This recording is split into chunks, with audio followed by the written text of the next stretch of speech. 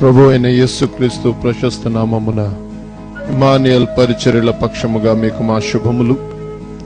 ప్రభు కృప మరియు మీ అందరి ప్రార్థనల వలన ఇమ్మానుయేల్ పరిచర్యల ద్వారా అనేకులు ఆశీర్వదింపబడుటకు ప్రభు తన దాసుడైన పాస్టర్ రాజశేఖర్ గారికి బయలుపరిచిన అనేక ఆత్మీయ సత్యాలను గిల్బోవా అనబడు క్యాసెట్స్ పరిచర్య ద్వారా మీకు అందించడానికి సంతోషించుచున్నాం.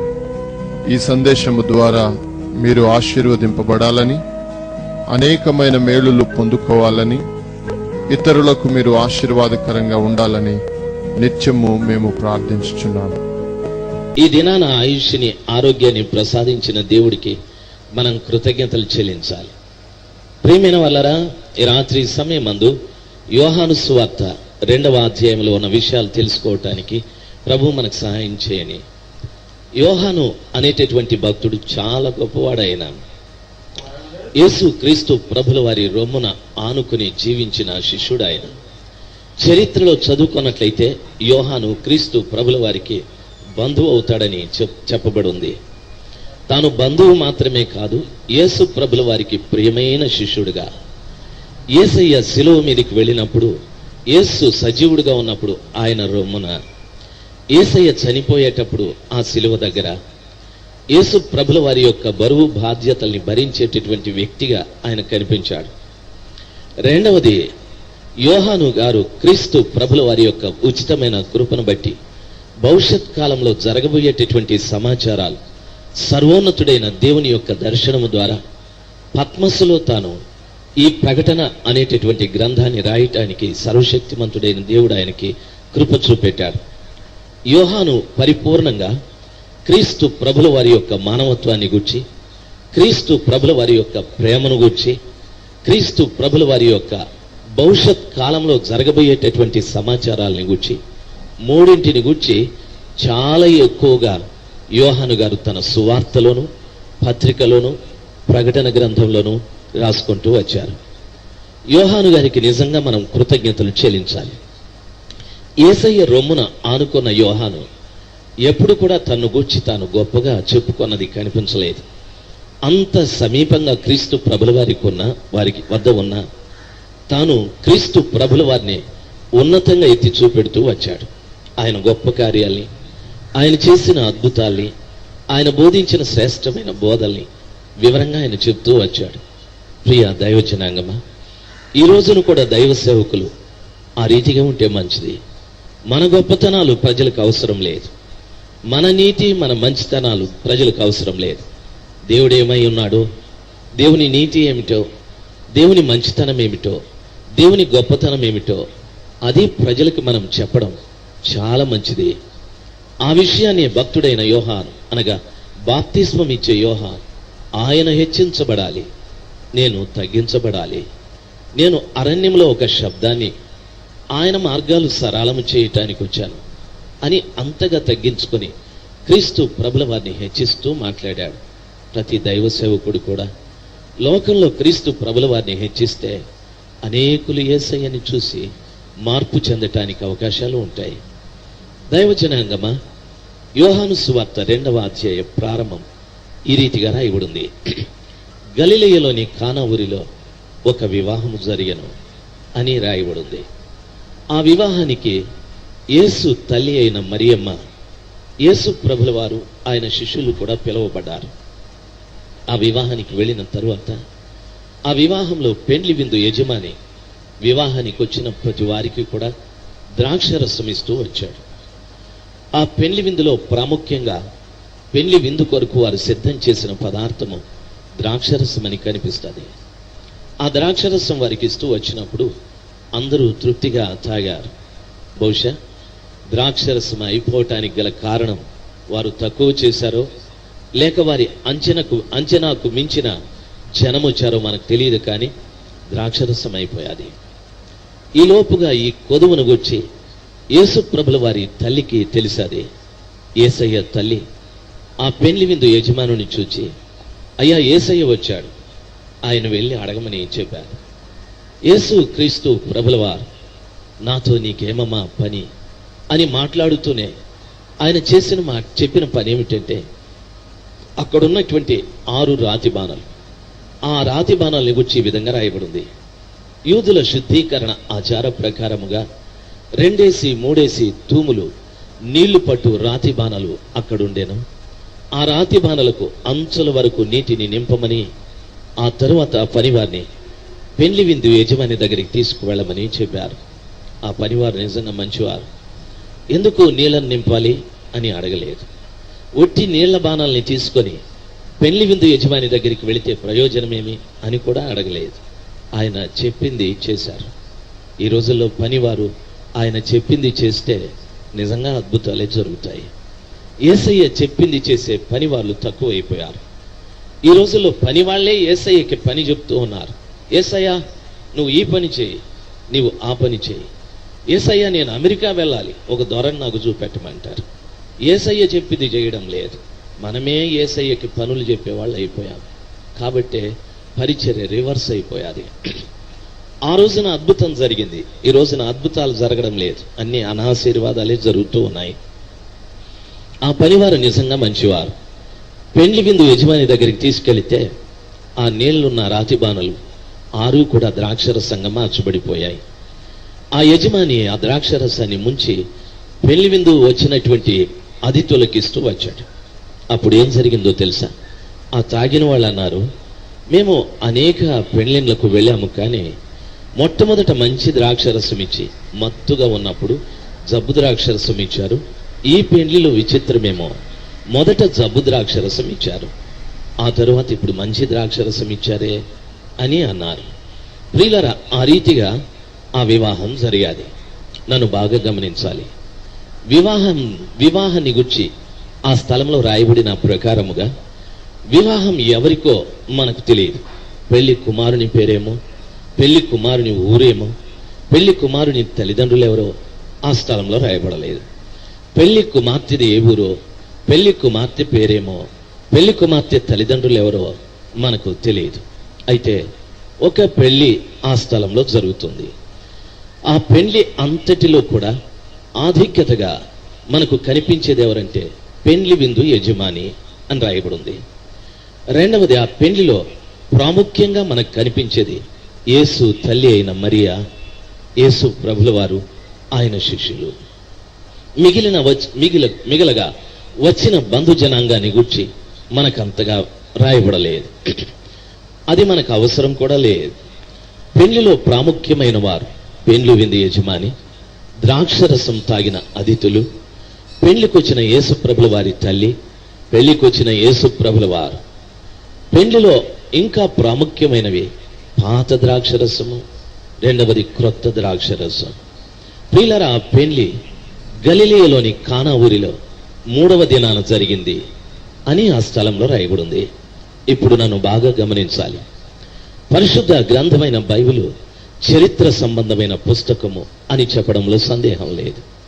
ఈ గ్రంథాన్ని మనం చదివితే దాదాపు 2000 సంవత్సరాల కంటే, అనగా 6000 సంవత్సరాలు, బైబిల్ చరిత్ర ప్రకారముగా 6000 సంవత్సరాల కిందటి నుండి ఈ చరిత్ర మనకు 6000 సంవత్సరాల నుండి ప్రారంభమైన చరిత్ర వివరంగా ఈ గ్రంథం మనకు బోధిస్తూ వస్తుంది. క్రీస్తు అనేటటువంటి ఆ శబ్దము నుండి మనం చదువుకున్నట్లయితే 2000 సంవత్సరాల నాటి చరిత్ర మనకు అర్థమవుతుంది. 6000 సంవత్సరాల చరిత్ర ఇందులో పొందుపరచబడి ఉంది. ప్రియులరా, గమనించాలి. ఇది చరిత్ర పుస్తకం అని చెప్పడంలో సందేహం లేదు. ఈ రోజుల్లో చాలా మంది భక్తులు చరిత్రని ప్రజలకి బోధిస్తూ ఉన్నారు. మంచిది. రెండవది, ఈ పరిశుద్ధ గ్రంథమైన బైబిల్ని భక్తులు చాలా మంది అక్షరార్థంగా బోధిస్తున్నారు. అందులో ఉన్నది ఉన్నట్టుగానే ప్రజలకు చెప్తూ ఉన్నారు. అది కూడా తప్పేమీ లేదు. మూడవది, ఈ పరిశుద్ధ గ్రంథమైన బైబిల్ని చరిత్రగాను అక్షరార్థంగాను కాకుండా ఆత్మీయంగా బోధించడం చాలా మంచిది. ఎందుకు అని అడిగితే, అపోస్తలుడైన పౌలు కొరింథీ సంఘంలో మాట్లాడుతూ ఒక మాట అన్నాడు, అక్షరము చంపును కాని ఆత్మ జీవింపచేయును అనని. అక్షర సంబంధమైన బోధ మనుషుని చంపడం ప్రారంభిస్తుంది, మనుషుని చంపుతుంది. ఆత్మ సంబంధమైన బోధ మనుషుని బ్రతికిస్తుంది. ఈ రోజుల్లో అక్షర సంబంధమైన బోధ మనుషుని చంపుతుంది, ఆత్మ సంబంధమైన బోధ మనిషిని బ్రతికిస్తుంది. అక్షరం నిజంగా చంపుతుందా అనే ప్రశ్న మీరు అడిగితే నిజంగానే చంపుతుంది. ఎప్పుడు ఆ విధంగా అక్షరం పనిచేసేది? అపోస్తలుడైన పౌలు కొరింథీ సంఘానికి ఆ మాట చెప్పడానికి గల కారణం ఏమి అంటే, ఆ రోజుల్లో కూడా సంఘాలలో అక్షరాలు చెప్పడం ప్రారంభించారు. అనగా దాని అర్థం, అక్షరము పనిచేసిన కాలం ఏది అని అడిగితే, ఇజ్రాయేలీయులు ఐగుప్తును వదిలిపెట్టి కనానుకు వెళ్ళేటప్పుడు ఆ ప్రజలు మోషే మీద తిరుగుబాటు చేశారు. మోషే మీద సణిగారు, గొణిగారు. మోషే ఎదుట మాకు అది కావాలి, ఇది కావాలి అని ఎన్నో ఇబ్బందులు పెట్టారు. మోషే తన మీద తిరుగుబాటు చేసిన ప్రజలతో తాను తిరుగుబాటు చేయక సర్వశక్తిమంతుడైన దేవుని పాదాల చెంతకు వెళ్ళి ఆయన ఉపవాస ప్రార్థన చేశారు. 40 రాత్రింబగళ్ళు ఆయన ఉపవసించి ప్రార్థించిన కారణాన దేవుడు తన స్వహస్తంతో 10 ఆజ్ఞల పలకను రాసి ఆయన చేతికి ఇచ్చాడు. 10 ఆజ్ఞల పలకను రాసి ఆయన చేతికి ఇచ్చి, ఇది ధర్మశాస్త్రం, దీనికి వ్యతిరేకంగా ప్రవర్తించేవాడు, దీనికి వ్యతిరేకంగా మాట్లాడేవాడు, దీనికి వ్యతిరేకంగా జీవించేవాడు చనిపోతాడని ప్రభువు చెప్పాడు. ప్రియులారా, గమనించాలి. ఆ దినమున రాతి పలక మీద రాయబడిన అక్షరములను తీసుకుని వచ్చి మోషే ప్రజల ఎదుట నిలబడి, ఇది దేవుని వ్రాత, ఇది దేవుడిచ్చిన అక్షర, ఈ అక్షరానికి వ్యతిరేకంగా మీరు జీవించకూడదు, మీరు ప్రవర్తించకూడదు అని ప్రజలకు చెప్పాడు. ఆ దినమున అక్షరానికి వ్యతిరేకంగా ప్రవర్తించిన ప్రతి వాడు కూడా అరణ్యంలో ఆకురాలినట్లు రాలిపోయారు. మొట్టమొదట 20 లక్షల మంది ఐగుప్తు దేశం నుండి బయలుదేరిన ఆ ప్రజలు, ఆ మొదటి తరములోటి ప్రజలందరూ కూడా చనిపోయారు. ఆ మొదటి తరములో నడిచిన ప్రజలలో మిగల్చబడిన వాళ్ళు ఇద్దరు. ఒక వ్యక్తి కాలేబు, మరొక వ్యక్తి యెహోషువ. వీళ్ళిద్దరూ తప్ప ఆ మొదటి తరములోటి వాళ్ళందరూ కూడా చనిపోయారు. ఐగుప్తులో బయలుదేరిన ప్రతివాడు చనిపోయాడు. ఐగుప్తును విడిచిన తరువాత పుట్టినవాడు మిగిలాడు, కానీ ఆ మొదట బయలుదేరిన వారు చనిపోయారు. దాని అర్థం, అక్షరానికి వ్యతిరేకంగా ప్రవర్తించిన ప్రతి వాడు కూడా చనిపోతూ వచ్చాడు. అక్షరం చంపుతూ వచ్చాది. అక్షరానికి పేరు ధర్మశాస్త్రం. దానిలో రాయబడిన మాటలు ఏమిటంటే, నీ దేవుడైన యెహోవాను నేను తప్ప వేరొక దేవుడు మీకు ఉండకూడదు. పైన ఆకాశమందు కాని భూమి మీద సముద్రంలో దేని రూపాన్ని మీరు చేసుకోకూడదు. వాటిని పూజించకూడదు, వాటికి సాగిలపడకూడదు.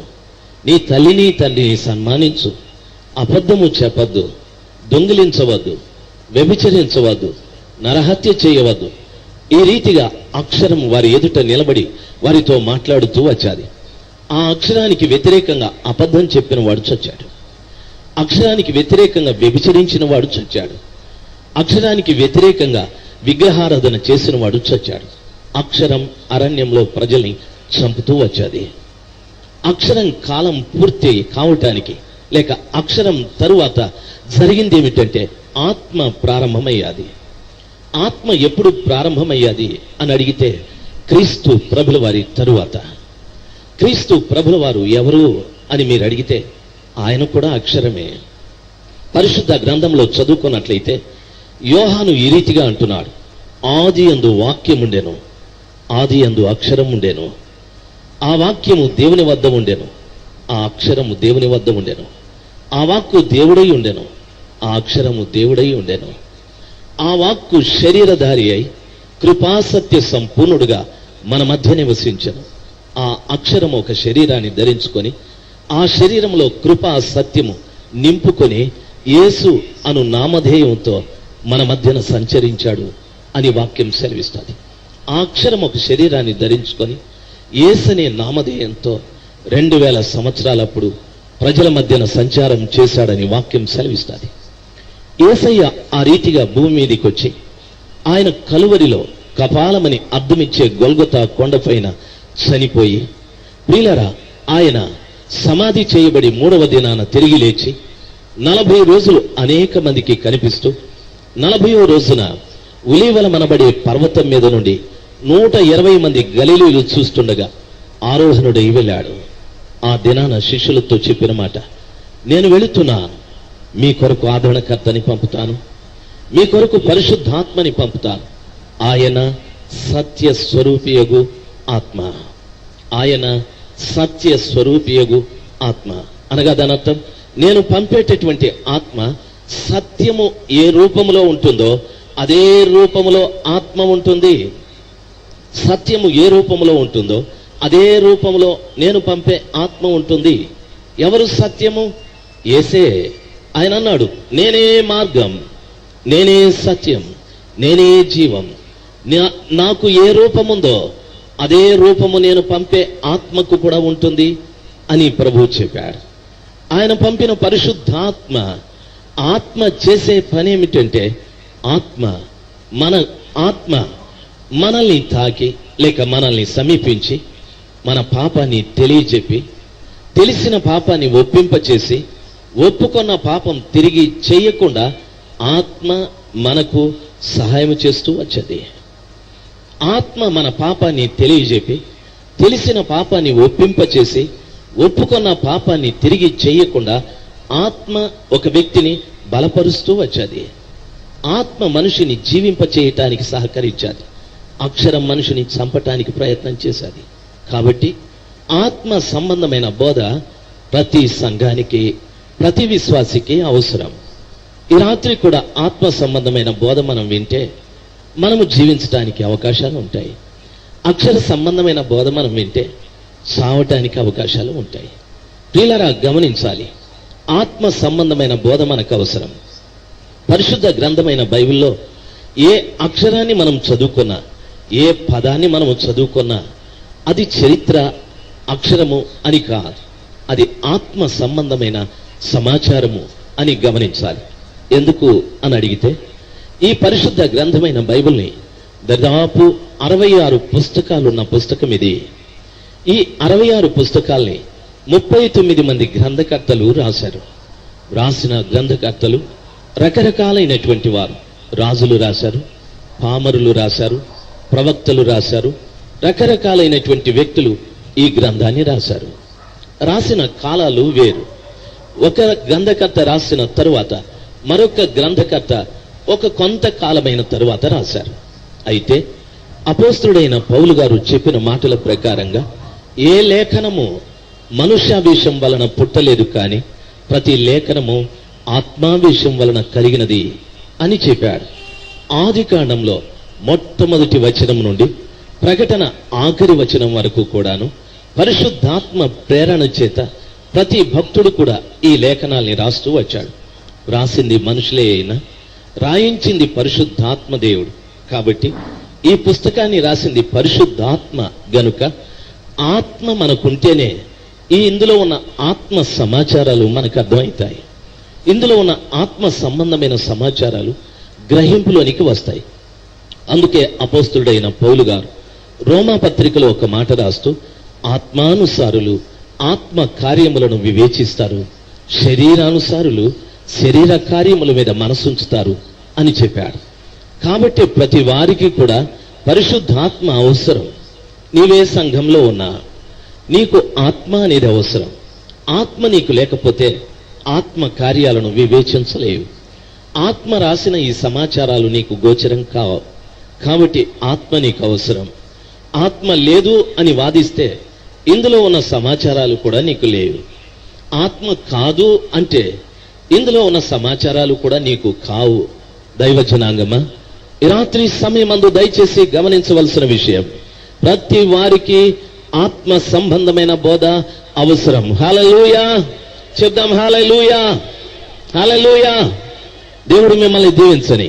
ప్రియులారా, ఇప్పుడు వాక్యంలోనికి మనం వెళదాం.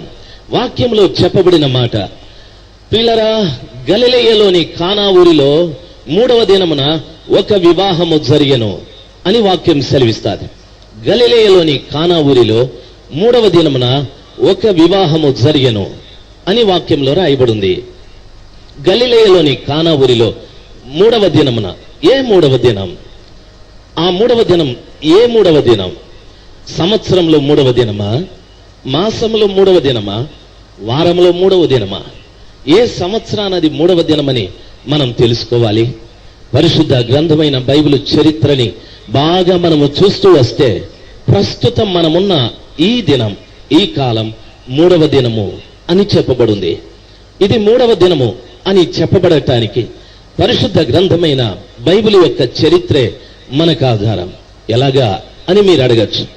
మొట్టమొదట దేవుడు భూమి ఆకాశములను కలుగజేసిన ఆ పరలోకపు తండ్రి ప్రకృతిలో ఉన్న ప్రతి పదార్థాన్ని కూడా కలుగజేశాడు. ఆ తరువాత మనుషుని ఆదాము హవ్వ అనేటటువంటి వారిని చేసి ఏదెనులో వారిని ఉంచాడు. దేవుని మహాకృప అనుదినము వారితో కలిసి ప్రభువు మాట్లాడేవాడు. ప్రభువు వారితో కలిసి ఉండేవాడు. ఒక్క దినాన వారికి ఎడబాటు కలిగాది. కారణం, వారి మధ్యన ప్రవేశించకూడని వ్యక్తి ప్రవేశించాడు. వారి మధ్యన ప్రియులరా ఎడతెరిపి రావటానికి గల కారణం, సాతానుడు వారి మధ్యన ప్రవేశించాడు. ఆ కారణాన్ని బట్టి ఆ మొట్టమొదటి దంపతులు పాపముతోనూ శాపముతోనూ దేవుని వద్ద నుండి, దేవుడు వారికి ఇచ్చిన ఏదేను నుండి వారు బయటికి వెళ్ళవలసి వచ్చాది. ఆ కారణాన ఆ మొదటి దంపతులకు పుట్టిన సంతానం అంతా కూడా పాపముతో జీవించవలసిన పరిస్థితి ఏర్పడ్డది. వారి గర్భాన పుట్టిన ప్రతి వాడు కూడా పాపిగానే పుట్టాడు, పాపంతో జీవించాడు. ఈ రీతిగా పాపం ఉత్పన్నమయ్యాది. సర్వోన్నతుడైన దేవుడు ఆ రీతిగా విస్తరిస్తున్న పాపాన్ని పూర్తిగా నిర్మూలన చేయటానికి ఆయన బహు తీవ్రంగా ఆలోచన చేశాడు. పాపంతో పుట్టిన మనుషుల్ని చూసి మనుషుని చేసినందుకు తాను సంతాపపడ్డాను అని మాట్లాడుతూ ఉన్నాడు. ఆయన దుఃఖపడ్డాడు, ఆయన విచారపడ్డాడు, ఆయన మనస్తాపపడ్డాడు. ఎందుకు ఈ మనిషిని చేశాను, ఎందుకు ఈ స్త్రీని చేశాను, ఎందుకు ఈ మానవలోకం ఈ రీతిగా పాపం చేస్తుందని సంతాపపడ్డాడాయన, మనస్తాపపడ్డాడాయన. దైవ జనాంగమా, నన్ను గమనించాలి. ప్రభు పాపాన్ని నిర్మూలన చేయటానికి కన్నులెత్తి విస్తరించిన ఆ జనాంగాన్ని బాగా పరిశీలన చేసినప్పుడు ఆదికాండం 6వ అధ్యాయంలో ఒక మాట రాయబడింది. ఆ తరములో నోవహు నీతిమంతుడుగా కనిపించెను. ఆదికాండం 6వ అధ్యాయంలో ఓ చక్కటి మాట, ఆ తరములో నోవహు నీతిమంతుడుగా కనిపించెను. నీతిమంతుడైన నోవహుతో దేవుడు మాట్లాడడం ప్రారంభించాడు. తల్లి, నా ప్రియమైన తండ్రి, ఆ తరములో నోవహు నీతిమంతుడు. మరి ఈ తరంలో ప్రభువు మనల్ని చూస్తూ ఉన్నాడు. నీవు నీతిమంతురాలివిగా, నీవు నీతిమంతుడివిగా కనిపిస్తున్నావా? నన్ను బాగా గమనించాలి. నీవు నీతిమంతుడివిగా, నీతిమంతురాలివిగా ప్రభువుకి కనిపిస్తున్నావా? నేను చెప్పుకోవచ్చు నీతిమంతుడని, నీవు చెప్పుకోవచ్చు నీతిమంతుడు అని. అయితే ప్రభు దృష్టిలో మనం నీతిమంతులుగా ఉన్నామా అన్నది ప్రశ్న. నీతిమంతుడిగా కనిపించిన నోవహుతో దేవుడు మాట్లాడాడు. నోవహు, నీవు ఒక కార్యం చేయాలి. 3 అంతస్తులు కలిగిన ఓడను నీవు కట్టాలి. దాని నిర్మాణం ఈ రీతిగా నీవు చేయాలి. దానికి మధ్య అంతస్తులో ద్వారాన్ని పెట్టాలి. ఈ రీతిగా పవిత్రమైనవి జంతువులను, పక్షులను, జీవరాశుల్ని ఓడలేకి తీసుకోవాలి. మానవాళికి కూడా నువ్వు పిలిపివ్వాలి అని చెప్పాడు. నోవహుతో దేవుడు ఒక్క పర్యాయమే మాట్లాడాడు. ఆ ఒక్క పర్యాయమే నోవహు చేయవలసిన పనిని గురించి చెప్పాడు. వెంటనే ఒక్క పర్యాయము విన్న నోవహు 3 కుమారులు, 3 కోడన్లు, నోవహు భార్య దేవుని మాటకు విధేయులై దేవుని పనిని ప్రారంభించారు. హల్లెలూయా, హల్లెలూయా. ఒకే ఒక పర్యాయం. మనతో ఎన్ని పర్యాయాలు మాట్లాడాలి? మనకి ఎన్నో పర్యాయాలు ప్రభు చెప్తున్నాడు, ఎన్నో పర్యాయాలు మనల్ని హెచ్చరిస్తున్నాడు, ఎన్నో పర్యాయాలు గద్దిస్తున్నాడు, ఎన్నో పర్యాయాలు ఇది చేయకూడదు, ఇది చేయాలని ప్రభు చెప్తూ ఉన్నా నిర్లక్ష్యంగా మనం వెళ్ళిపోతున్నాం, అలక్ష్యంగా మనం జీవిస్తున్నాం. నోవహు ఆ రీతిగా విధేయుడై దరిదాపు ప్రభు చెప్పిన ఓడని చితి సారకపు మానుతో 120 సంవత్సరాలు ఓడను కట్టాడు. ఆయన 120 సంవత్సరాలు దేవుడు చెప్పిన పని చేస్తూ ప్రజలకు సందేశాన్ని చెప్పాడు. ప్రజలారా, యెహోవా సెలవిచ్చిన సమాచారం, ఆకాశము తెరవబడి వర్షం కురుస్తుంది, భూమి మీద నీటి మట్టం పెరుగుతుంది. యెహోవా సెలవిచ్చిన సమాచారం, ఇదిగో నేను కడుతున్న ఓడలేకి మీరు రావాలి, లేకపోయినట్లయితే నీటి ద్వారా మీరు నాశనమైపోతారని ప్రజల్ని హెచ్చరిస్తూ వచ్చారు. ఆనాటి ప్రజలు మాట్లాడిన మాట, ఇంతవరకు ఆకాశం తెరవబడి వర్షం కురిసింది లేదు, నీవు కొత్త సమాచారం చెప్తున్నావు, మేము రామని కఠినముగా తమ హృదయంలోని చేసుకుని నోవహుకు వారు ప్రత్యుత్తరం చెప్పారు. ప్రియులారా గమనించాలి, తరం తర్వాత తరం సర్వశక్తిమంతుడైన దేవుడు ప్రజల మధ్యలో తాను చేయబోయే కార్యాన్ని ముందుగానే ప్రజలకు తన ప్రవక్తల ద్వారా తెలియజెప్తూ వచ్చాడు దేవుడు. నోవహు ద్వారా తెలియజెప్పిన సమాచారం ప్రజలు కాదన్నారు, ప్రజలు జరగదన్నారు. 120 సంవత్సరాలు పూర్తయిన తరువాత ఉన్నట్టుండి మనుషులు ఎదురు చూడని విధంగా ఆకాశపు తూములు తెరవబడ్డాయి. వర్షం ప్రారంభమయ్యాది, భూమి మీద నీటి మట్టం పెరగడం ప్రారంభమయ్యాది. సర్వోన్నతుడైన దేవుడు నోవహు పిల్లలు, నోవహు భార్య ఓడలోకి వెళ్ళిన తరువాత దేవుడే నోవహు వెళ్ళిన ఓడ తలుపును మూసెను అని వాక్యం సెలవిస్తాది. దేవుడు మూశాడు, నోవహు తెరిచాడు, దేవుడు మూశాడు. నోవహు తెరిచాడు, దేవుడు మూశాడు. దేవుడు మూసిన తలుపుని ఎవడూ తెరవలేకపోయాడు. దైవజనాంగమా, నీటి మట్టం క్రమేణా పెరుగుతూ వచ్చాది. నీటి మట్టం మీద పైకి ఎదుగుతూ వెళ్ళారు, పైకి ఎక్కుతూ వెళ్ళారు. జనం ఈదలేక, జనం నీటిలో తట్టుకోలేక చాలా మంది, అనేక మంది చనిపోయారు. ఓడలో ఉన్నవారు తప్ప అందరూ చనిపోయారు. దయచేసి గమనించాలి, నీటి మట్టం దరిదాపు 15 మూరల ఎత్తు పెరిగిపోయారు. 150 రోజులు నీళ్లు నిల్వ ఉండిపోయాయి. దేవుని వాక్యం సెలవిస్తారు 8వ అధ్యాయంలో, నోవహును యెహోవా జ్ఞాపకం చేసుకొని తూర్పు గాలిని పంపగా నీటి మట్టం, తూర్పు గాలి వేడిమికి నీటి మట్టం తగ్గుతూ వచ్చాది. నోవహు ఓడ అరారతు పర్వతం మీద నిలబడ్డదని వాక్యం సెలవిస్తాది. దయచేసి నన్ను గమనించాలి, దైవజనాంగమా, మొట్టమొదట ప్రజల మధ్యన విస్తరించిన పాపాన్ని సర్వశక్తిమంతుడైన దేవుడు నీళ్ల ద్వారా శుద్ధీకరించాడు. నన్ను బాగా గమనించవలసిన విషయం, నీళ్ల ద్వారా శుద్ధీకరించాడు. ఒక్క దినం పూర్తయిపోయాది. నోవహు సంతానం తిరిగి భూమి మీద జీవించడం ప్రారంభించారు. నోవహు సంతానం భూమి మీద జీవించడం ప్రారంభించిన తరువాత తిరిగి పాపం ప్రారంభమయ్యాది. తిరిగి జనం తర్వాత తరంలో ఉన్న ప్రజలు పాపం చేయడం ప్రారంభించారు. ఆ విస్తరించిన పాపాన్ని నిర్మూలన చేయటానికి సర్వశక్తిమంతుడైన దేవుడు ప్రవక్తల్ని పంపాడు. ప్రవక్తల చేత ప్రజల్ని హెచ్చరించాడు. ప్రియమైనటువంటి వాళ్ళారా, రెండవ పర్యాయం పాపం ప్రారంభమయ్యాది. రెండవ తరంలో కూడా, అనగా మొట్టమొదట నీళ్ల ద్వారా ప్రభు పాపాన్ని శుద్ధీకరించాడు. తరువాత తిరిగి విస్తరించిన పాపాన్ని నిర్మూలన చేయటానికి ప్రవక్తల్ని పంపాడు. ప్రవక్తలు ప్రజల ఎదుట నిలబడి, ఇదిగో ప్రజలారా, యెహోవా సెలవిచ్చిన వాక్కు, ఇశ్రాయేలీయులారా, యెహోవా సెలవిచ్చిన వాక్కు. ఆ ప్రజలు ప్రవక్తలకు భయపడి ప్రవక్తల ఎదుట పాపాన్ని విడిచిపెట్టలేని పరిస్థితులు ఏర్పడ్డాయి. సర్వశక్తిమంతుడైన దేవుడు, ప్రియమైన వాళ్ళారా, ధర్మశాస్త్రాన్ని ఇచ్చాడు. సర్వశక్తిమంతుడైన దేవుడు పాప నిర్మూలన కొరకు బలులు అర్పించమని చెప్పాడు, బలిపీఠాల్ని కట్టమని చెప్పాడు. ఎన్ని చేసినా ప్రజలు పాపము చేయడంలో విధేయత చూపెట్టలేదు. పాపాన్ని విడిచిపెట్టడంలో విధేయత చూపెట్టలేదు. కాబట్టి రెండవ పర్యాయం నజరేయుడైన యేసు అనీతిమంతులైన మనుషుల కొరకు పాపము చేయటానికి విచ్చలవిడిగా జీవితాన్ని కొనసాగిస్తున్న ప్రజల నిమిత్తమై ప్రవక్తలకు భయపడని, ధర్మశాస్త్రానికి భయపడని, బలులు అర్పించిన పాపం విడిచిపెట్టని ఆ ప్రజల నిమిత్తమై 2000 సంవత్సరాల నాడు నజరేయుడైన క్రీస్తు ప్రభువార్, దేవుడైన క్రీస్తు ప్రభువార్ ఈ భూమి మీదికి మనుషుడుగా రావలసి వచ్చారు. ఆయన జన్మాన్ని గురించి విచిత్రంగా రాయబడి ఉన్నది. ప్రియమైన వాళ్ళరా, కన్య మరియ గర్భమున పరిశుద్ధాత్మ ద్వారా ఆయన పుట్టాడని వాక్యం సెలవిస్తారు. ప్రకృతి ధర్మబద్ధంగా కాకుండా ఒక విశేషమైన రీతిలో ఆయన జన్మించాడు. ఆయన పాప శరీరాకారముతో పుట్టాడు, కానీ ఆయనలో పాపం లేదని వాక్యం సెలవిస్తాడు. హల్లెలూయా, హల్లెలూయా. ఎందరో యుగ పురుషులు పుట్టారు, ఎంతో మంది దైవాంశ సంభూతులని పిలువబడ్డారు, ఎంతో మంది ప్రభువులు, ఎంతో మంది పరిపాలకులు, ఎంతో మంది జ్ఞానులు ఈ భూమి మీద పుట్టారు, కానీ పాపము లేకుండా పుట్టినవాడు ఎవడూ లేడు. ఎంతో మంది దేవతలు అనబడిన వారు, దేవుళ్ళు అనబడిన వారు పుట్టారు, కానీ పాపం లేకుండా పుట్టినవాడు నా యేసు క్రీస్తు ప్రభుల వారు ఒక్కడే. హల్లెలూయా, హల్లెలూయా. ఆయన ఒక్కడే ఆ రీతిగా పుట్టాడు. పరిశుద్ధ గ్రంథమైన బైబిల్ ఆ రీతిగా సెలవిస్తుంది. ఎంతో మంది పుట్టారు, ఎంతమంది లోకంలో చాలా ఉన్నతులుగా కనిపించారు, ఎంతమంది లోకంలో శ్రేష్ఠులుగా కనిపించారు, ఎంతమంది లోకంలో పవిత్రులమని చెప్పుకున్నారు. కానీ యేసు క్రీస్తు ప్రభుల వారు పుట్టిన నాటి నుండి మరణించేటంత వరకు ఆయనలో పాపము లేకుండా ఆయన జీవించాడు. హల్లెలూయా!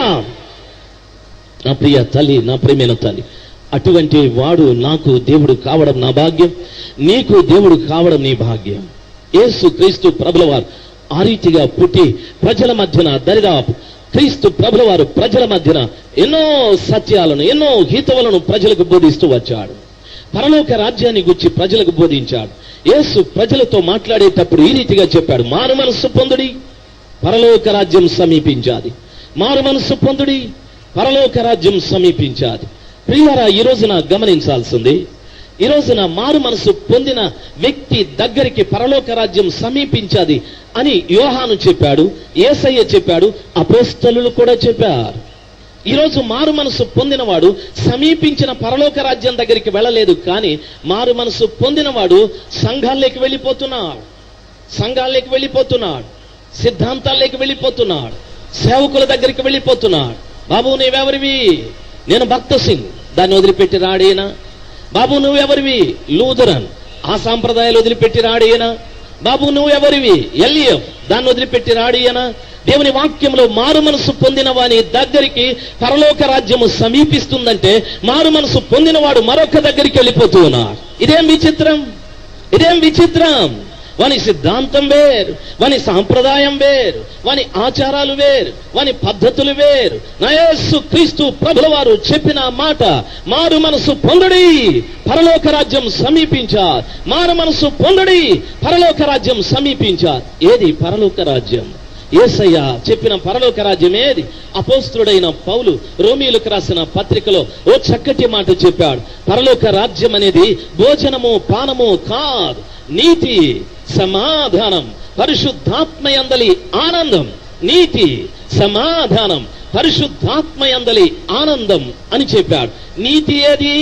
నీతి ప్రియులరా, అబ్రహామును గురించి చెప్పేటప్పుడు ఆదికాండం 15వ అధ్యాయం 6వ వచనం వాక్యం ఈ రీతిగా సెలవిస్తుంది. అబ్రహాము దేవుని నమ్మెను గనుక అది అతనికి నీతిగా ఎంచబడెను అని. అనగా దాని వివరణ చెప్పటానికి సమయం లేదు. కానీ ఆ నీతి తండ్రి అయిన దేవుడు. రెండవది సమాధానం ఎవరు? యేసుక్రీస్తు ప్రభుల వారు. ప్రవక్త అయిన యెషయా అంటున్నాడు, ఆయన ఆశ్చర్యకరుడు, ఆయన ఆలోచనకర్త, ఆయన నిత్యుడగు తండ్రి, ఆయన సమాధానమునకు కర్త. సమాధానం క్రీస్తు ప్రభుల వారు. మూడవది పరిశుద్ధాత్మయందలి ఆనందము అని చెప్పాడు.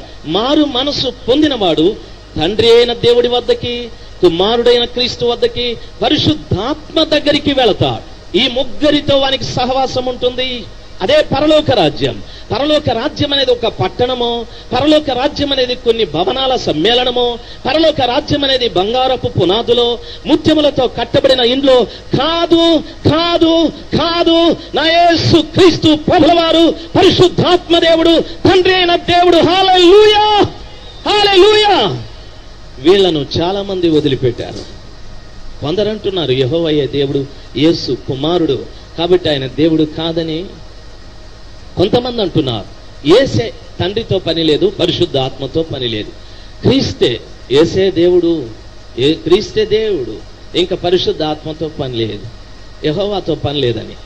ప్రియులారా, గమనించాల్సింది, ఒకరిని వదిలిపెట్టి మరొకరిని, ఒకరిని వదిలిపెట్టి మరొకరిని అనగా దాని అర్థము వారు మారు మనసు పొందలేదు. వారు మారు మనసు పొందలేదు. మారు మనసు పొంది ఉంటే పరలోక రాజ్యాన్ని వారు సమీపిస్తారు. పరలోక రాజ్యం తండ్రి, కుమారుడు, పరిశుద్ధాత్మ అని అపోస్తలుడైన పౌలు గారు చెప్పారు. నా మాటలు అర్థమైన వారు ఒక్కసారి హల్లెలూయా చెప్దాం. హల్లెలూయా, హల్లెలూయా. మారు మనసు పొందటానికి సంఘాలు మారాల్సిన పని లేదు.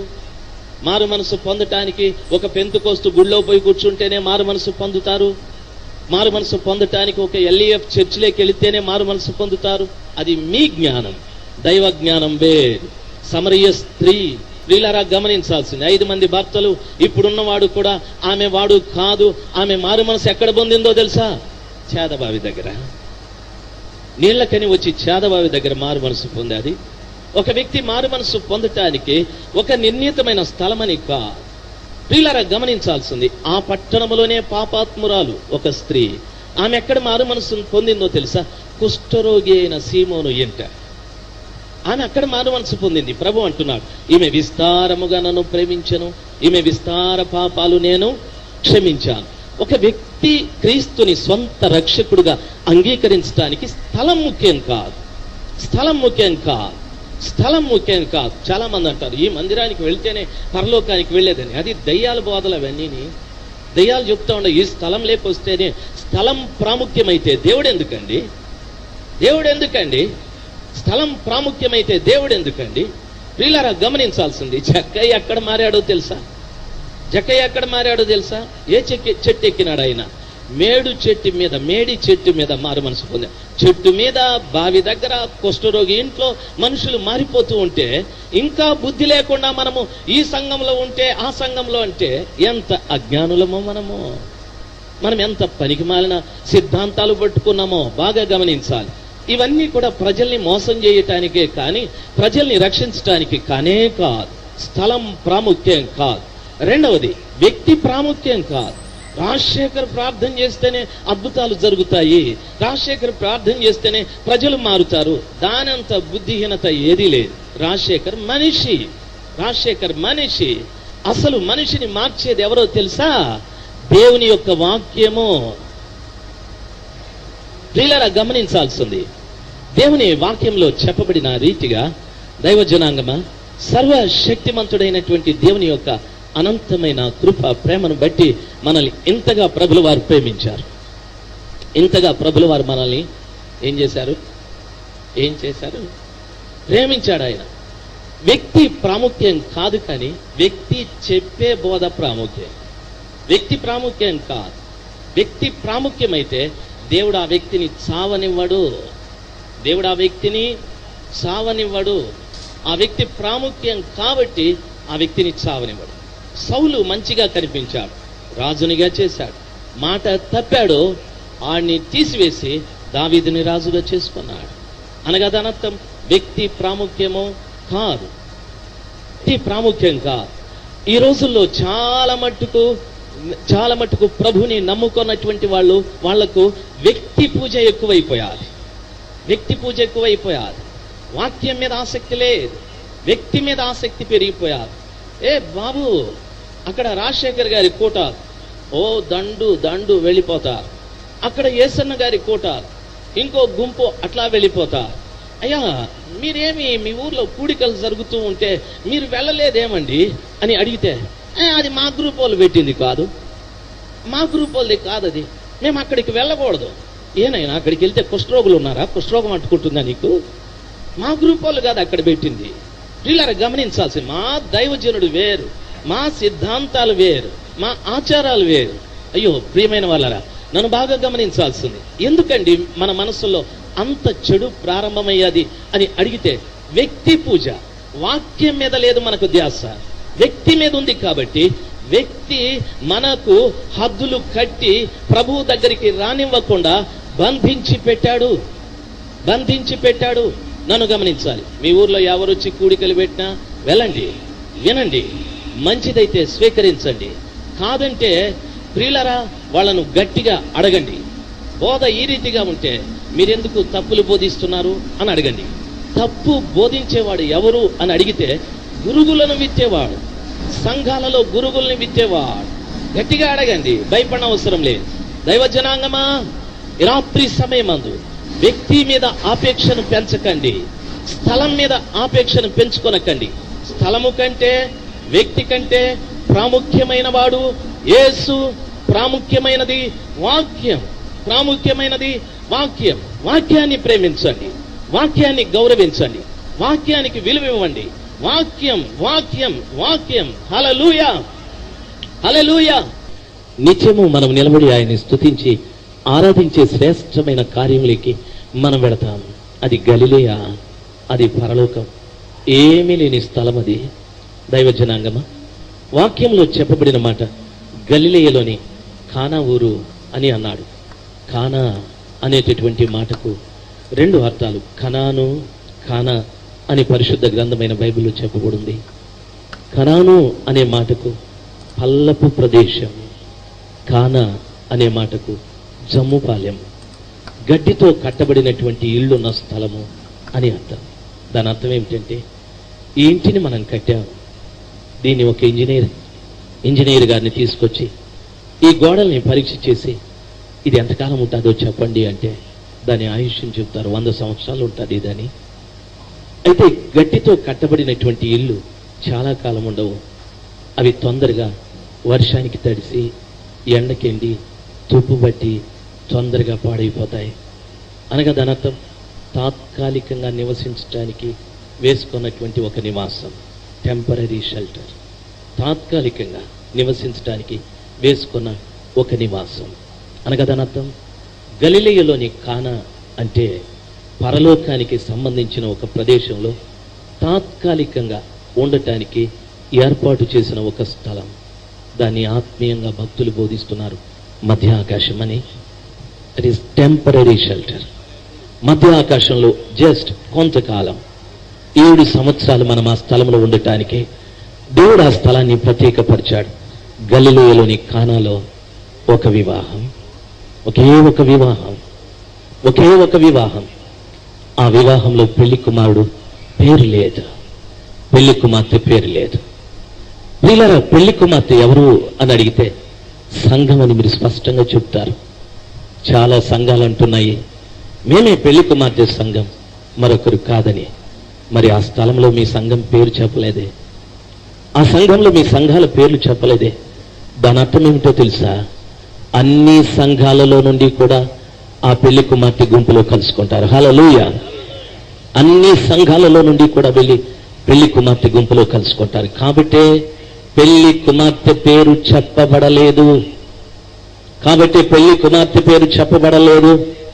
ఏ సంఘస్థులు కూడా అతిశయించడానికి వీలు లేదు. ఏ సంఘం కూడా మేమే పెళ్లి కుమార్తె గుంపు అని చెప్పటానికి వీలు లేదు. ప్రతి సంఘంలో కూడా భక్తి పరులున్నారు, ప్రతి సంఘంలో కూడా ప్రార్థనా పరులున్నారు, ప్రతి సంఘంలో కూడా నీతిమంతులున్నారు, ప్రతి సంఘంలో కూడా సర్వశక్తిమంతుడైన దేవుని యొక్క చిత్తాన్ని జరిగించే వాళ్ళు ఉన్నారు. ఏ సంఘాన్ని కాదనటానికి నాకు అధికారం లేదు, నాకే కాదు, ఎవరికి అధికారం లేదు. కారణం గలిలయలోని కానాలో జరిగే ఆ పెళ్లిలో పెళ్లి కుమార్తె పేరు లేదు. కాబట్టి ప్రపంచంలో ఉన్న ప్రతి సంఘంలో నుండి కూడా ఆ ఒక్క పెళ్లి కుమార్తె దగ్గరికి అన్ని సంఘాలలో నుండి పరిశుద్ధులు ఎత్తబడతారు. హల్లెలూయా, హల్లెలూయా, హల్లెలూయా. నా ప్రియ తల్లి, నా ప్రియమైన తల్లి, కాబట్టి పెళ్లి కుమార్తె పేరు రాయబడలేదు. దయచేసి సంఘాలు మారకండి. ఈ సంఘం నుండి ఆ సంఘానికి పరిగెత్తకండి. నీవెక్కడున్నా అక్కడ పరిశుద్ధంగా జీవిస్తే చాలు, ప్రభు నిన్ను తీసుకుంటాడు.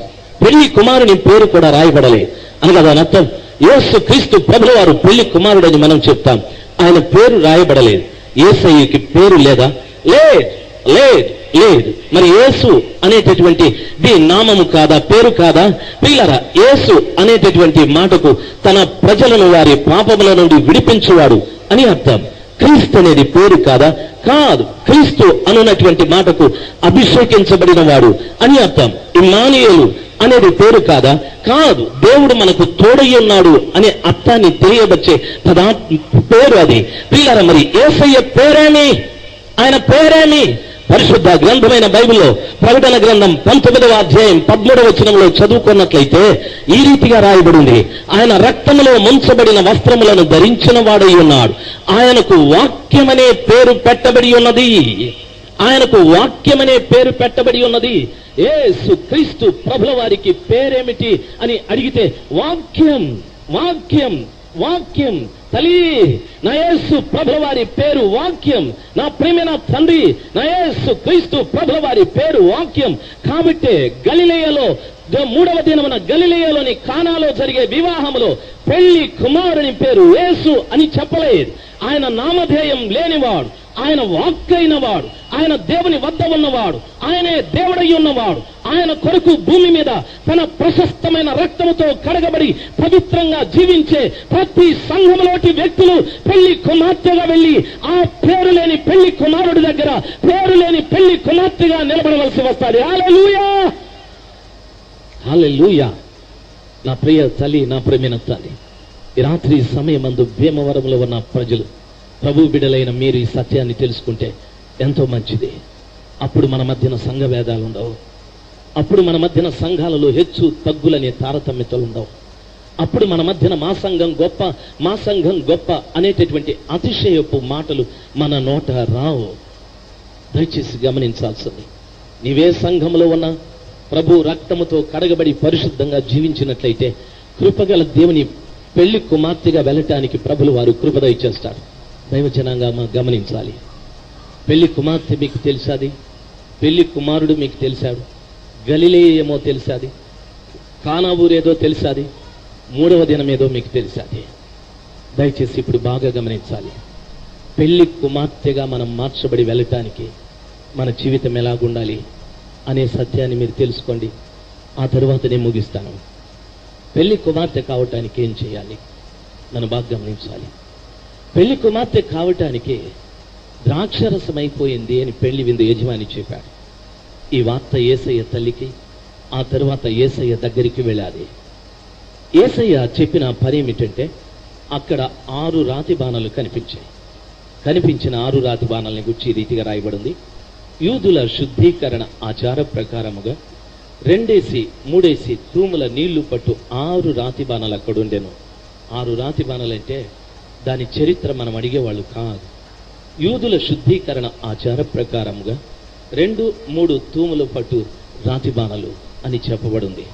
యూదుల సాంప్రదాయం ఏమిటంటే, వారు ఉదయాన లేచి స్నానం చేసి వారు బజారుకని వెళ్ళొస్తే తిరిగి వారు ఇంటి దగ్గరికి వచ్చిన తరువాత ఈ రాతి బాణాల్లో ఉన్న నీళ్లు తీసుకొని కాళ్ళు కడుక్కొని నీళ్లు తన తల మీద చల్లుకొని శుద్ధీకరించబడి వారి గదుల్లోకి వెళ్ళేవారు.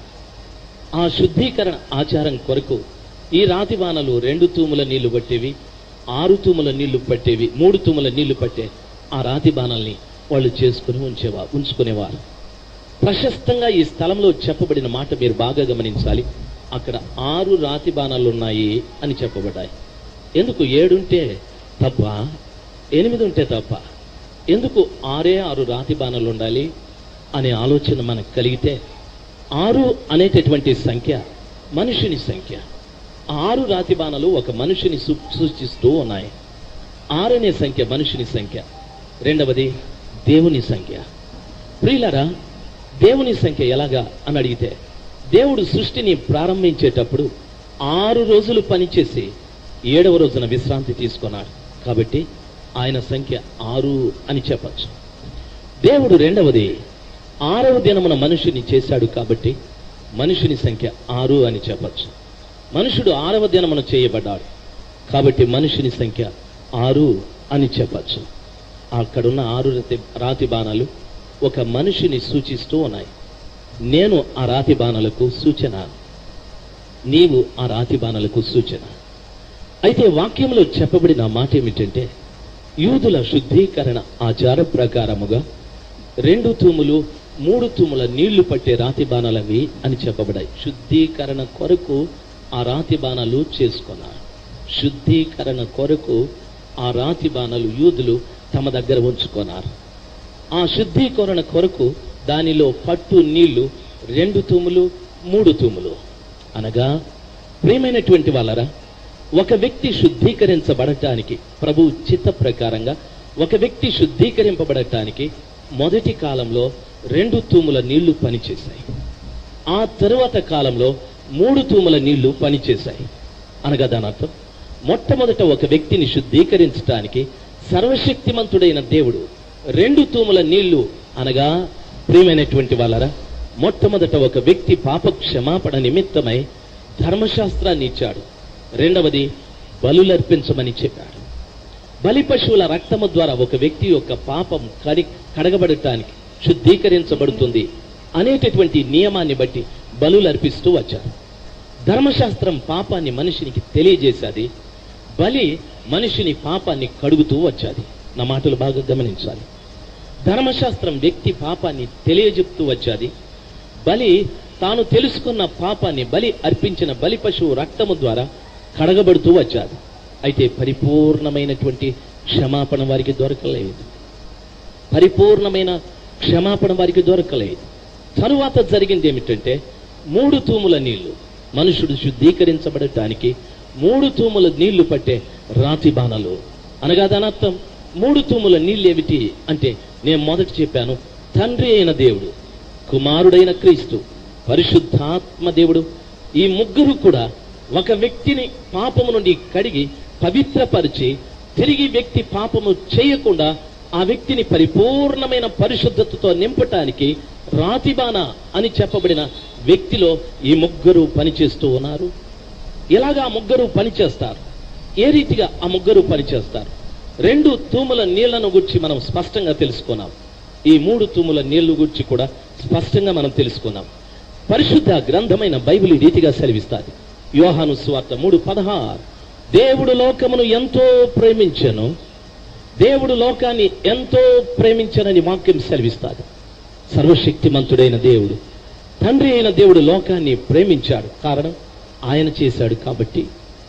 ఆ లోకంలో ఎంత చెడున్నా మంచున్నా దాన్ని ఆయన ప్రేమిస్తూ ఉన్నాడు. రెండవది, యోహాను సువార్త 6:44, తండ్రి ఏ లోకాన్ని ప్రేమిస్తున్నాడో ప్రేమిస్తున్న లోకంలో ఉన్న ప్రజలను తన ప్రియ కుమారుడైన క్రీస్తు ప్రభుల వారి దగ్గరికి ఆకర్షించాడు. నా తండ్రి వానిని ఆకర్షించితేనే తప్ప ఎవడూ నా యొద్దకు రాలేడు అని యేసయ్య చెప్పాడు. ప్రేమిస్తున్న తండ్రి తన ప్రియ కుమారుని వద్దకు లోకంలో ఉన్న ప్రజల్ని ఆకర్షిస్తూ ఉన్నాడు. నన్ను ఆకర్షించి కుమారునికి అప్పగించాడు, నిన్ను ఆకర్షించి కుమారునికి అప్పగించాడు, నిన్ను ఆకర్షించి కుమారునికి అప్పగించాడు. ఆకర్షించబడి కుమారునికి అప్పగించబడిన తరువాత ఏ వ్యక్తి కుమారునికి అప్పగించబడ్డాడో కుమారుడైన క్రీస్తు ప్రభువారు కలువరిలో తాను కార్చిన ప్రశస్తమైన రక్తముతో ఆ వ్యక్తిని కడిగి శుద్ధీకరించాడు. తన రక్తముతో ఆ వ్యక్తిని కడిగి అతని సమస్త పాపములను కడిగి శుద్ధీకరించాడు. హల్లెలూయా, హల్లెలూయా. కుమారుడైన క్రీస్తు ప్రభువారు ఆ శ్రేష్టమైన కార్యమును చేశాడు. క్రీస్తు తన ప్రశస్తమైన రక్తముతో కడిగిన వ్యక్తిని అలాగే విడిచిపెట్టలేదు. ఆయన అన్నమాట ఏమిటంటే, ఇదిగో నేను ఆదరణకర్తని పంపుతాను, ఆయన సత్యస్వరూపియగు ఆత్మ, ఆయన మిమ్మును సర్వసత్యములోకి నడిపించును, ఆయన మిమ్మును సర్వసత్యములోకి నడిపించును. క్రీస్తు ప్రశస్తమైన రక్తముతో కడగబడిన ఈ వ్యక్తితో నా యేసు అంటున్న మాట, నేను ఆదరణకర్తని పంపుతాను, ఆయన సత్య స్వరూపియగు ఆత్మ, ఆయన మిమ్మును సర్వసత్యములోకి నడిపించును.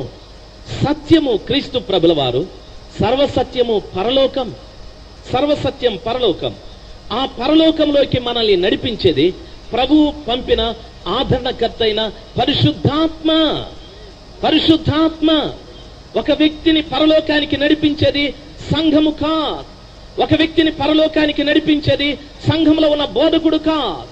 యేసు క్రీస్తు ప్రభుల వారు పంపిన ఆదరణకర్త అయిన పరిశుద్ధాత్మ. ఆ పరిశుద్ధాత్మకు పేరు సత్య స్వరూపియగు ఆత్మ. ఆ సత్య స్వరూపియగు ఆత్మ క్రీస్తు రక్తముతో కడగబడిన, తండ్రి చేత ప్రేమించబడి, కుమారుడి దగ్గరికి ఆకర్షించబడి, కుమారుని రక్తముతో కడగబడి పవిత్రపరచబడిన వ్యక్తి నీ పరిశుద్ధాత్మ పట్టుకొని సర్వ సత్యములోనికి నడిపించును. హల్లెలూయా, హల్లెలూయా. ఇది 3 కుంచముల నీళ్లు, రాతి బాణలో పట్టే 3 కుంచాల నీళ్లు. తండ్రి అయిన దేవుడు ఈ రాతి బాణలో ఉండాలి, కుమారుడైన క్రీస్తు ఈ రాతి బాణలో ఉండాలి, పరిశుద్ధాత్మ దేవుడు కూడా ఈ రాతి బాణలో ఉండాలి. ఈ 3 కుంచముల నీళ్లు ఈ రాతి బాణలో అంచుల వరకు ఉండాలి, అంచుల వరకు ఉండాలి. వింటున్న దైవ జనాంగమా, ఈ వ్యక్తిని పరిశుద్ధాత్మ దేవుడు నడిపిస్తే మీరు ఇంటికి వెళ్ళిన తరువాత ప్రకటన 22:17 బాగా గమనించండి. నడిపించువాడు ముందు ఉంటాడా, నడిచేవాడు ముందుంటాడా? నడిపించేవాడు ముందుంటాడు, నడిచేవాడు వెనకుంటాడు. ఇప్పుడు బాగా గమనించాలి. పరిశుద్ధాత్మ, ఈ తమ్ముడు పరిశుద్ధాత్మ, నేను విశ్వాసి, ఈ సత్య స్వరూపియగు ఆత్మ నన్ను నడిపిస్తూ ఉన్నది. నడిపించే పరిశుద్ధాత్మ ముందు ఉంటాది, నడిచేవాడు నేను వెనక్కుంటా. ఇప్పుడు ప్రకటన 22:17 చదవండి. వాక్యంలో చదువుకున్నట్లయితే వాక్యం ఈ రీతిగా సెలవిస్తాది. పరలోకము నుండి ఆత్మయు పెళ్లి కుమార్తెయు ఇక్కడికి రమ్ము అని పిలుస్తూ ఉన్నాడు. పరలోకము నుండి పిలిచేవాడు ఆత్మయు అనగా పరలోకం నుండి చూస్తున్న వానికి మొట్టమొదట కనిపించింది ఆత్మ, తర్వాత కనిపించింది పెళ్లి కుమార్తె. ఓ ఆత్మ, పెళ్లి కుమార్తె, ఇక్కడికి రమ్ము. హల్లెలూయా, హల్లెలూయా, హల్లెలూయా. అనగా దాని అర్థం, భూమి మీద ఒక పెళ్లి కుమార్తెని పెళ్లి కుమారుని వద్దకు తీసుకువెళ్ళున్నది సంఘము కాదు, సేవకుడు కాదు, పరిశుద్ధాత్మ, పరిశుద్ధాత్మ, పరిశుద్ధాత్మ. ఆత్మ లేకపోతే నా వాడు కాదని అపోస్తలుడైన పౌలు గారి ద్వారా రోమా పత్రిక 8వ అధ్యాయంలో చెప్పబడింది. ఆత్మ లేనివాడు నా వాడు కాదని. దైవజనాంగమా, దైవజనాంగమా, గుడ్డి బోధలు వినకండి. గుడ్డి బోధలతో మీరు గుడ్డివారైపోకండి. గుడ్డివాడు త్రోవ చూపెడితే ఇద్దరు వెళ్ళి గుంటలో పడతారు. 3 కుంచాల నీళ్లు నీలో ఉన్నాయో లేదో బాగా గమనించు. అంచుల వరకు ఉండాలి. ఈ రాతి బాణలో 3 కుంచముల నీళ్లు అంచుల వరకు ఉండాలి. కొదువైతే ఆ అంచుల వరకు నీళ్లు లేకుండా కొదువుగా ఉంటే ఆ రాతి బాణను పెళ్లి వింది యజమాని దగ్గరికి తీసుకువెళ్ళలేరు. అంచుల వరకు ఉండాలి. తండ్రి అయిన దేవుడు, కుమారుడైన క్రీస్తు, పరిశుద్ధాత్మ దేవుడు అంచుల వరకు ఉండాలి. అందుకే పరమగీతాల్లో 7వ అధ్యాయంలో ఒక మంచి మాట రాయబడి ఉంది. ఆ మాట ఇంటికెళ్ళి చదవండి. రాజకుమార పుత్రిక, నీ పాదరక్షలతో ఎంత అందంగా నడుచుచున్నావు. నీ ఊరువులు శిల్పకారి చేసిన ఆభరణ సూత్రముల వలె అల్లాడుచున్నవి. నీ నాభిదేశము మండలాకార కలశము, అందులో సమ్మిళిత ద్రాక్షరసం వెలితి పడకుండునుగాక అని అన్నాడు. నీ నాభిదేశం, నీ బొడ్డు ప్రదేశము మండలాకార కలశం, గుండ్రని పాత్ర అది. అందులో సమ్మిళిత ద్రాక్షరసం వెలితి కాకూడదు, కలపబడిన ద్రాక్షరసము వెలితి కాకూడదు అన్నాడు. కలపబడిన ద్రాక్షరసం ఏది అంటే యేసయ్యే. ఆయన అన్నాడు, ప్రియులారా, యోహాను 15లో, నేను నిజమైన ద్రాక్షవల్లిని. యేసుక్రీస్తు ప్రభులవారు శిష్యులతో మాట్లాడుతూ ఆఖరి దినాన ద్రాక్షరసం ఎత్తుకుని, ఇది నా రక్తం, దీనిని మీరు త్రాగండి అని అన్నాడు. అనగా దాని అర్థం, ఆ ద్రాక్షరసం క్రీస్తు ప్రభుల వారే. అది సమ్మిళిత ద్రాక్షరసం, కలపబడిన ద్రాక్షరసం. అనగా దాని అర్థం, అందులో తండ్రి ఉన్నాడు, అందులో పరిశుద్ధాత్మ ఉంది, అందులో క్రీస్తు ప్రభుల వారు ఉన్నారు. సమ్మిళిత ద్రాక్షరసం, నీ నాభిదేశం మండలాకార కలశం, దానిలో సమ్మిళిత ద్రాక్షరసం వెలితి కాకూడదు అన్నాడు. నీ లోపల తండ్రి అయిన దేవుడు, నీ లోపల కుమారుడైన క్రీస్తు, నీ లోపల పరిశుద్ధాత్ముడు ఉండాలి. ఆ ముగ్గురిలో ఏ ఒక్కరు లేకపోయినా నీవు వెలితి అయిన కలశమే. నీవు వెలితి అయిన కలశమే. నువ్వు వెలితి అయిన కలశమైతే రాజకుమార పుత్రికవు కాలేవు. రాజకుమారుడు నిన్ను పెళ్లి చేసుకోడు. నీవు రాజకుమార పుత్రికవు కాలేవు. రాజకుమారుడైన క్రీస్తు ప్రభుల వారు నిన్ను వివాహం చేసుకోలేరు. తల్లి, ఇంత చక్కగా పరిశుద్ధ గ్రంథమైన బైబిల్ మనకు బోధిస్తుంటే, నా ప్రియమైన తండ్రి, ఇంత వివరంగా పరిశుద్ధ గ్రంథమైన బైబిల్ మనకు బోధిస్తూ ఉంటే, పరిశుద్ధాత్మ లేదని వేదికల మీద నిలబడి చాలా మంది తప్పుడు మాటలు మాట్లాడుతూ ఉన్నారు. పరిశుద్ధాత్మ లేడని, పరిశుద్ధాత్మ కాలం కాదని, పరిశుద్ధాత్ముడు ఎప్పుడో వచ్చి వెళ్ళిపోయాడని తప్పుడు మాటలు మాట్లాడుతూ ఉన్నారు. నా యేసయ్య చెప్పిన మాటలు ఇవి. ఆ రాతి బాణలలో 3 కుంచములు నీళ్లు పట్టేవి, అంచుల వరకు నీళ్లు పోయండి. యేసయ్య అంటున్నాడు, పనివారలారా, ఆ రాతి బాణంలో అంచుల వరకు నీళ్లు పోయండి. రాతి బాణ అని చెప్పబడిన నీ జీవితంలో అంచుల వరకు నీళ్లుండాలి.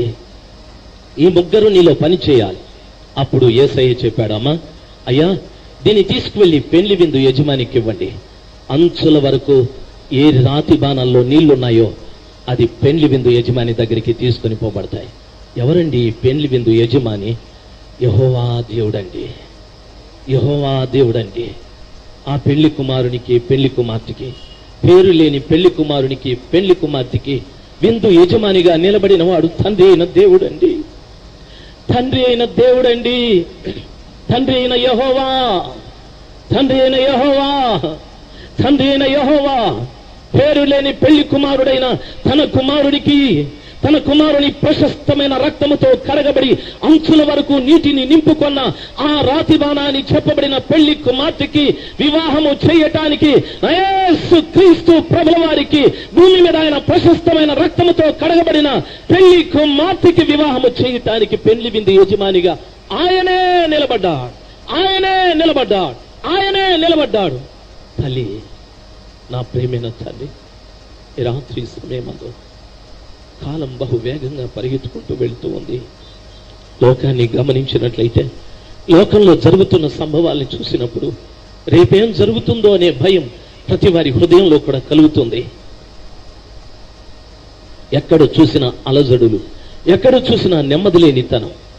ఈ పరిస్థితులకు కారణం ఏమిటి అని అడిగితే దానికి పరిశుద్ధ గ్రంథంలో యేసు ప్రభుల వారు చెప్పిన మాట, మనుష్య కుమారుని రాకడ దినములలో అక్కడక్కడ భూకంపాలు, అక్కడక్కడ కరువులు, తెగుళ్ళు, రాజ్యం మీదికి రాజ్యం, ప్రజల మీదికి ప్రజలు, ఈ రీతిగా జరుగుతాయి.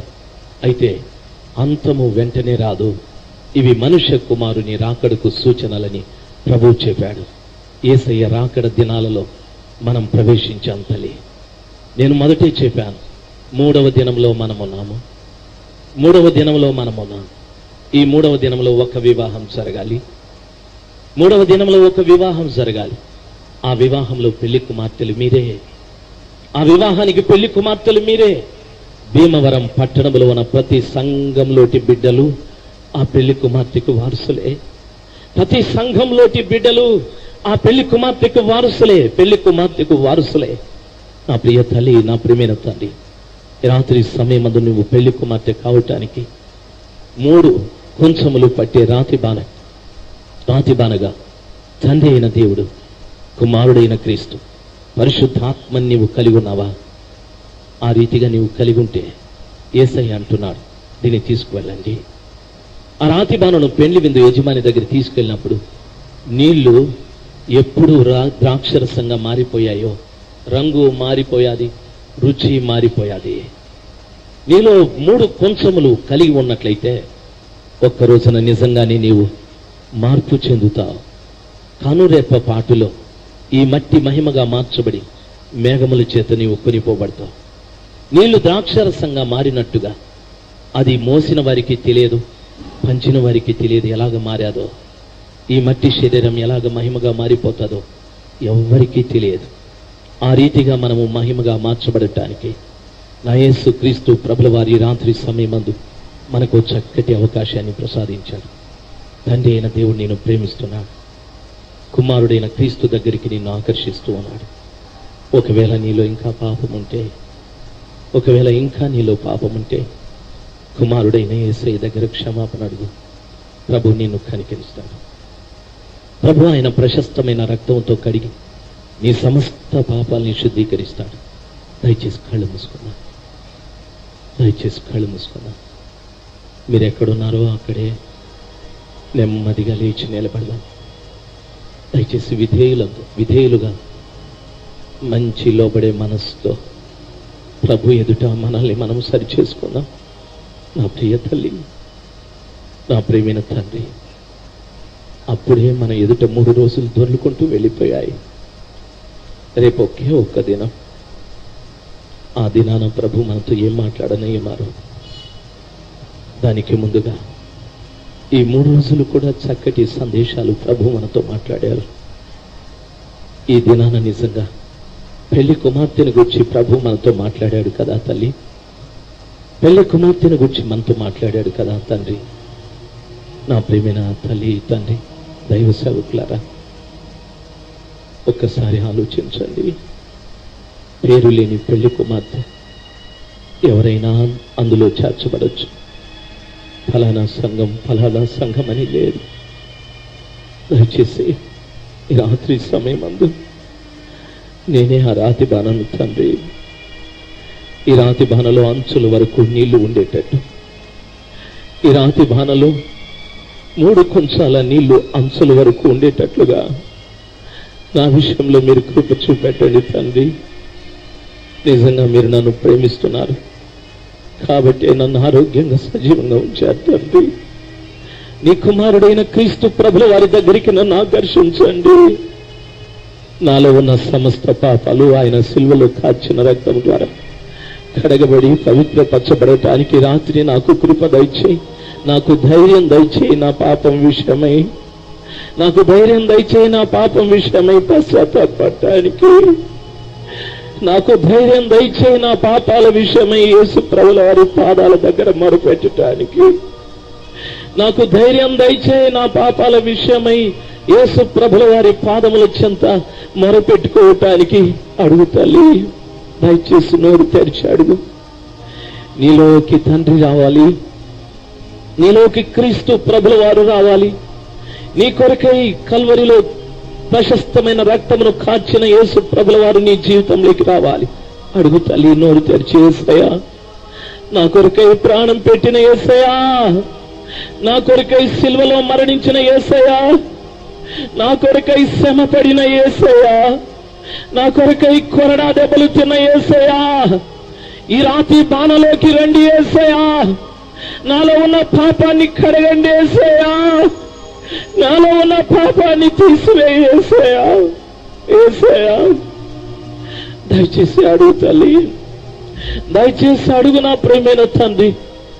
నీ హృదయాన్ని కఠినం చేసుకోకు.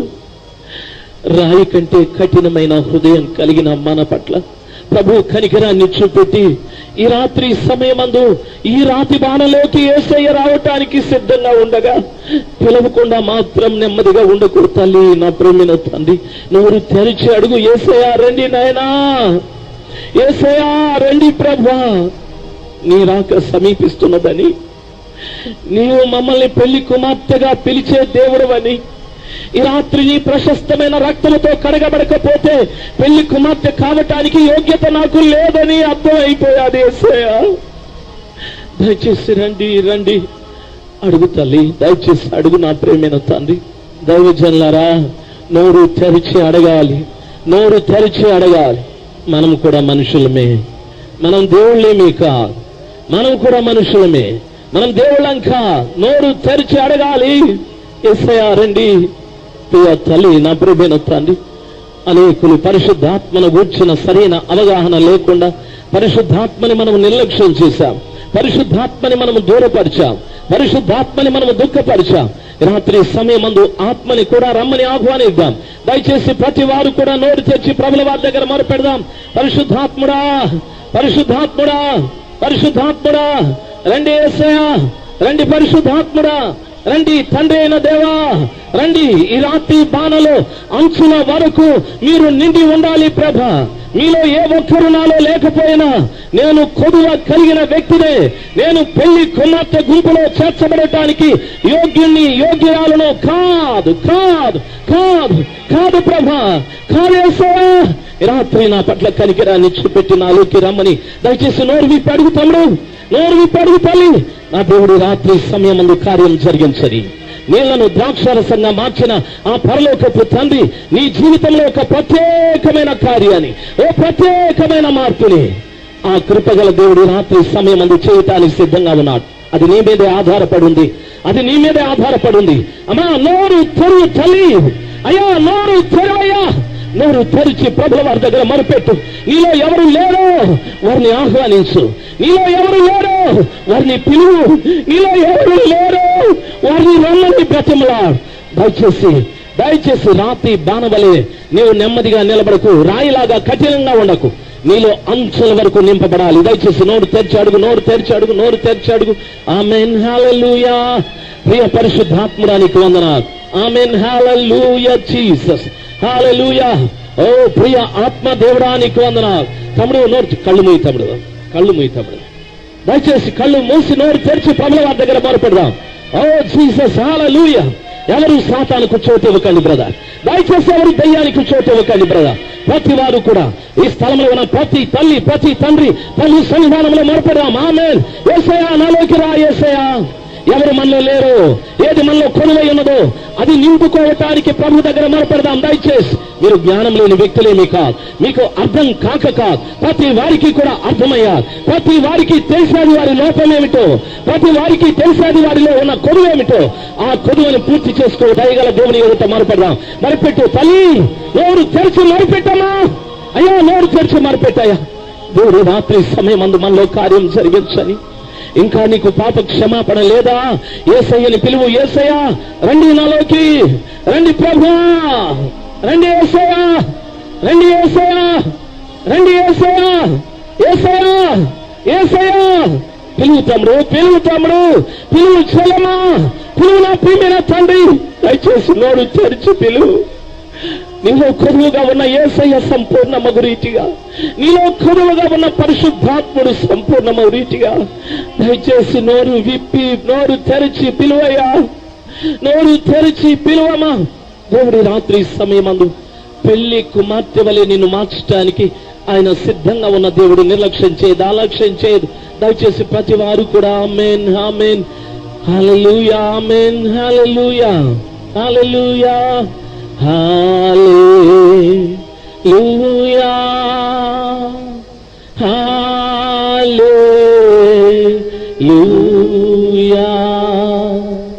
హల్లెలూయా, హల్లెలూయా, హల్లెలూయా. దయచేసి ప్రార్థన చేయి, దయచేసి ప్రార్థన చేయి. హల్లెలూయా యేసయ్యా, హల్లెలూయా, హల్లెలూయా,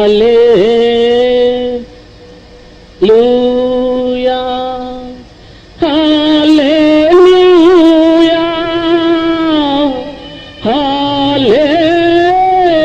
హల్లెలూయా,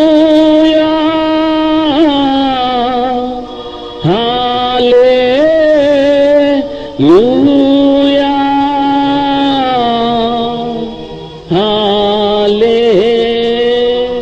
హల్లెలూయా జీసస్, హల్లెలూయా, హల్లెలూయా,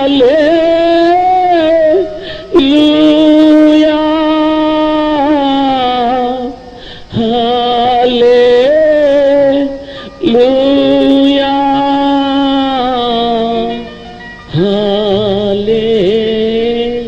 హల్లెలూయా. తల్లి ప్రార్థించమ్మా, నా ప్రేమైన తండ్రి ప్రార్థించు. ఎవరు నీలో లేరో వారి కొరకు ప్రార్థించు. ఏది నీలో కొదువై ఉన్నదో అది నింపమని కృపగల దేవుని ఎదుట మరుపెట్టు తల్లి. దయచేసి నెమ్మదిగా ఉండకమా అయ్యా, దయచేసి నెమ్మదిగా ఉండకు నా ప్రేమైన తండ్రి. నోరు తెరిచి ప్రార్థన చేయి. సాతానుడికి అవకాశం ఇవ్వకండి, సాతానుకు అవకాశం ఇవ్వకండి. సర్వశక్తివంతుడైన దేవుడు మన మధ్యలో కార్యం జరిగించే సమయం ఇది. ఆమేన్. పరిశుద్ధాత్మా మీకే స్తోత్రం జీసస్. పరిశుద్ధాత్మా మీకే స్తోత్రం. పరిశుద్ధాత్మా మీకే స్తోత్రం జీసస్. పరిశుద్ధాత్మా మీకే స్తోత్రం. పరిశుద్ధాత్మా మీకే స్తోత్రం. పరిశుద్ధాత్మా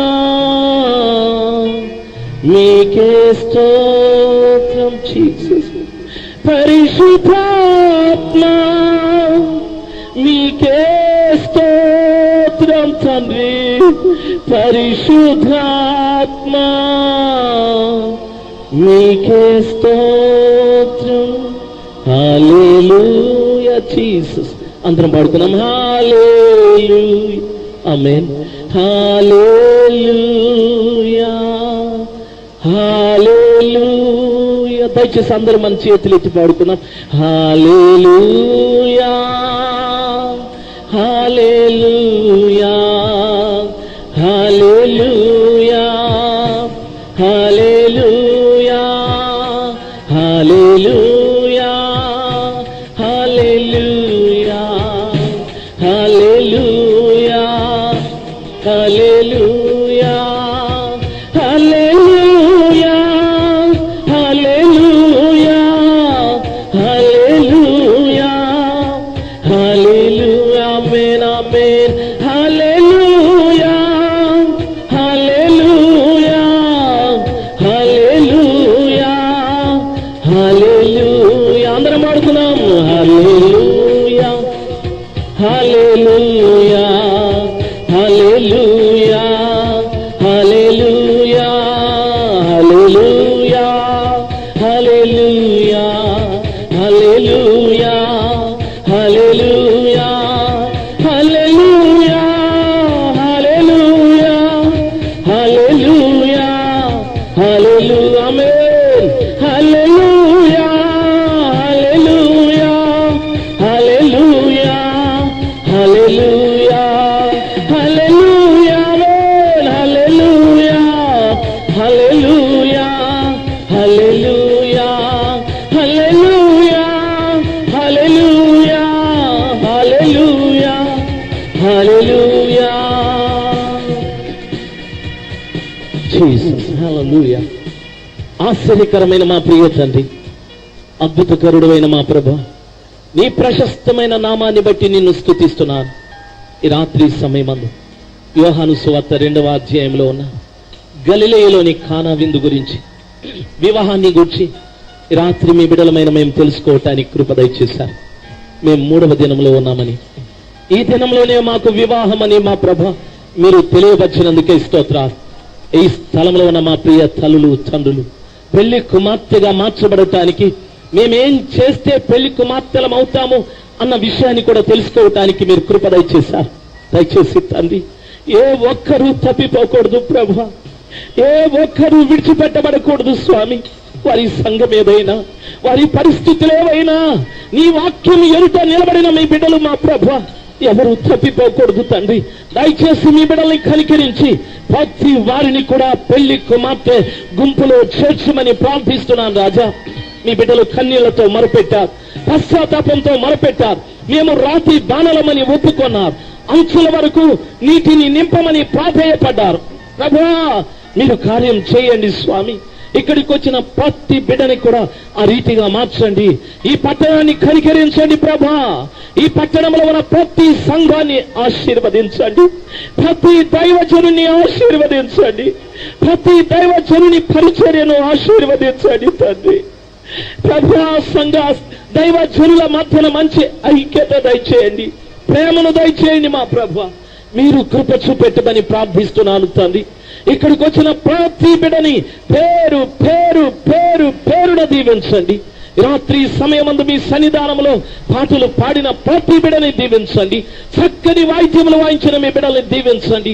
ఈ కూడికలు ఏర్పాటు చేసిన మీ బిడ్డల్ని దీవించండి తండ్రి. రాత్రి సమయమందు ప్రతి బిడ్డ మీ ఆశీర్వాదముతో వెళ్ళటానికి కృప దయచేయి. పెళ్లి కుమార్తెలుగా మార్చబడి వెళ్ళటానికి కృప దయచేయండి స్వామి. ఏ తల్లి మీ పాదాల చెంత కన్నీరు కార్చాదో, ఏ తండ్రి మీ పాదముల చెంత ప్రాధేయపడి పశ్చాత్తాపడ్డాడో, వారందరి పైన నీ కృప అపరిమితముగా కుమరించమని ప్రార్థిస్తున్నాను. వారి కుటుంబాలను ఆశీర్వదించమని ప్రార్థిస్తున్నాను. వారి ఉద్యోగాలను ఆశీర్వదించమని ప్రార్థిస్తున్నాను. వారి వ్యాపారాలను ఆశీర్వదించమని ప్రార్థిస్తున్నాను. వారి వ్యవసాయాలను ఆశీర్వదించమని ప్రార్థిస్తున్నాను. వారి బిడ్డల్ని ఆశీర్వదించమని ప్రార్థిస్తున్నాను. ఈ పరిసర ప్రాంతాలలో ఈ మాటలు వింటున్న ప్రతి కుటుంబీకులను ఆశీర్వదించండి ప్రభువా, ఆశీర్వదించండి తండ్రి, ఆశీర్వదించండి. ప్రియ దైవ జనాంగమా, ఈ సందేశము మీకు ఆశీర్వాదకరంగా ఉన్నదని మేము నమ్ముచున్నాము. దీని ద్వారా మీరు పొందిన ఆత్మీయ మేలులను మాకు తెలియచేయండి. మీ ప్రార్థన అవసరతల కొరకు, మా ఇతర క్యాసెట్స్ మరియు సిడీల వివరాల కొరకు మమ్మల్ని సంప్రదించండి. మా అడ్రస్ ఇమానియేలు పరిచర్యలు, చర్చ్ స్ట్రీట్, బకావని తోట, చిత్తూరు బస్ స్టాండ్ ప్రక్కన, మదనపల్లె 517325. మా ల్యాండ్ ఫోన్ నంబర్ 085712252929. ప్రభు మిమ్మల్ని ఆశీర్వదించునుగాక. ఆమేన్.